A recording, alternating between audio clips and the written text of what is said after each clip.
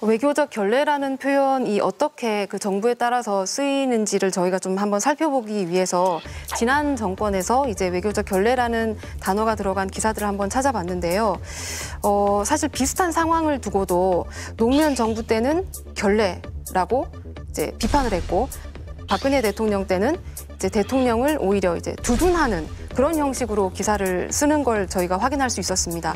2007년에 노무현 당시 대통령이 아세안 플러스 3 정상회의에 참석을 해서 당시 건강상의 이유로 만찬과 오찬에 불참한 적이 있었습니다. 그런데 이 사건을 다루면서 동아일보가 뭐라고 썼냐면 제목을 몸 아픈가 마음 아픈가라고 뽑아서 이제 표현을 이렇게 했습니다.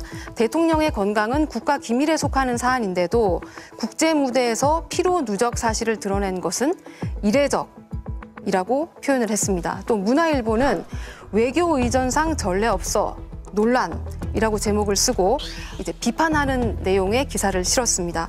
그런데 2014년에 그 박근혜 당시 대통령이 네덜란드에서 열렸던 해관보 정상회의에서도 만찬에 불참한 적이 있었거든요. 이때는 어떻게 표현을 했었냐면 당시 동아일보 기사입니다. 2014년 3월 26일 기사인데요.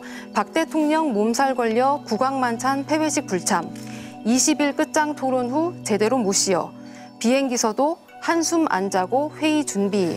이렇게 왜 박 대통령이 만찬에 불참할 수 없었는지에 대해서 이제 청와대 대변인의 말을 그대로 실어주고요. 그리고 이 기사에서 재밌는 부분은 제일 마지막 부분인데요. 노무현 전 대통령도 2007년 1월 필리핀 세부에서 아세안 플러스 3 정상회의에 참석한 뒤 피로 누적 때문에 만찬에 불참한 적이 있다라고 마무리를 합니다.